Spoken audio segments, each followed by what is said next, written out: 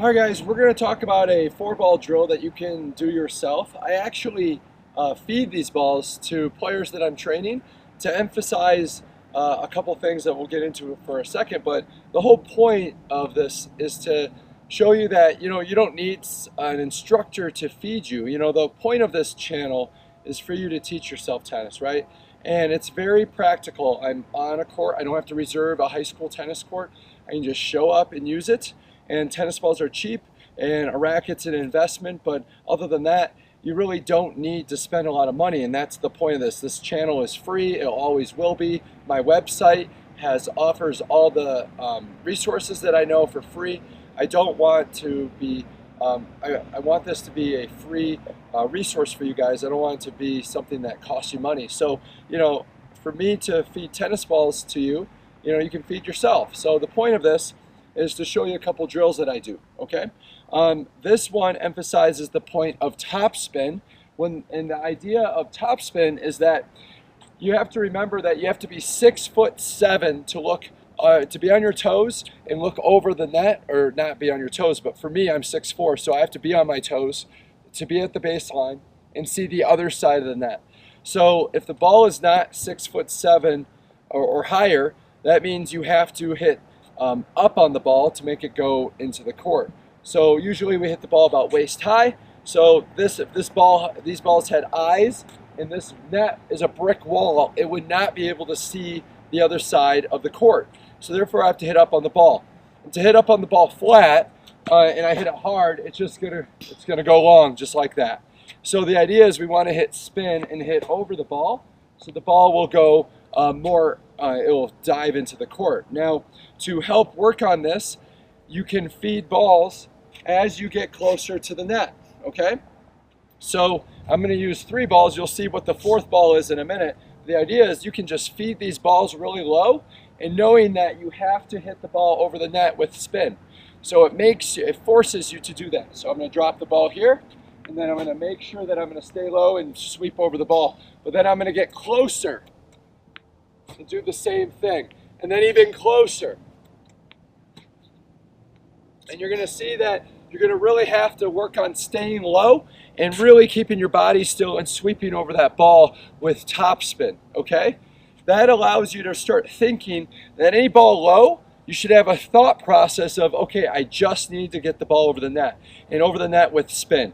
All right, so anything low is something to consider to do that, and also just works on spin. Every pro player hits spin no matter what. But as the ball gets higher and higher, you can hit it flatter and flatter, because now you have a bigger window to hit it in, and it makes it a lot easier to do that. So with the 4th ball, the 4th ball is going to be high. So I want you to feed 3 short balls as you lead to the net, and the 4th ball being high. So imagine me being at the net, I'll show you in a minute, but the ball is going to be up here, and the idea is you can drive through that ball a lot better now, okay? So when I'm here, I can drive through that ball. Notice that ball, went straight, even stuck in the fence, trying to drive that ball because I have a bigger window. I can't do that down here. I try to drive the ball's just going to keep sailing up, up, and up. We want to be able to drive the ball where I can hit down on the ball. And for me to be able to do that, the ball has to be above the net. So the 4th ball will be up here when I'm closer to the net. So it looks like this. So I'm here, and I drive down into the ball. So the idea then is when the ball is high, you need to not sweep over it, because sweeping over it takes away power, but it also adds consistency, right? Spin. And that's what you want to do when you're back here and the ball is low. When the ball is high, you got to work on driving the ball. Notice my racket head and my fist and everything was up. It wasn't below the ball, it was even with the ball. And imagine I'm hitting that way. The angle of my racket is now pointing down as I sweep through. So watch it at this angle.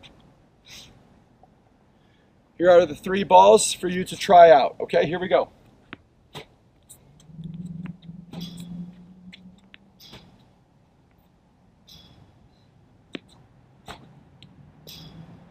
So you can see that it takes a lot of practice. I think I even hit 1 ball out. I wasn't really watching the ball. I was watching the ball sail, just working on trying to come over the ball.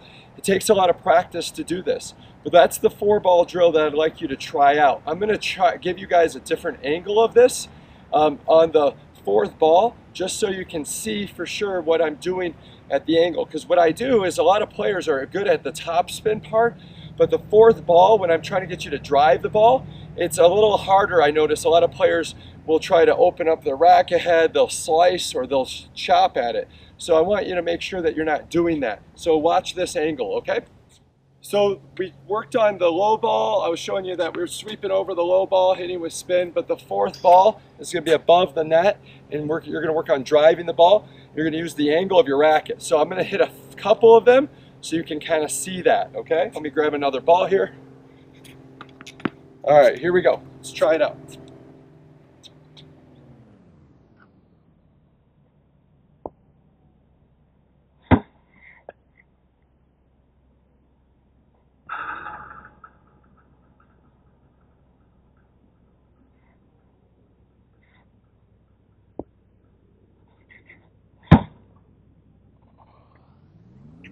So I was trying to make that very obvious, where you can see the rack ahead was through all the way out, makes the ball go down, but I'm hitting straight ahead, and the angle of my racket will make the ball go down, and that's the key part right there, guys, okay? So hopefully that worked with the 4-ball drill, hitting with spin and then driving the ball, working on net clearance when it's low and driving it when it's above the net, all right? Good luck.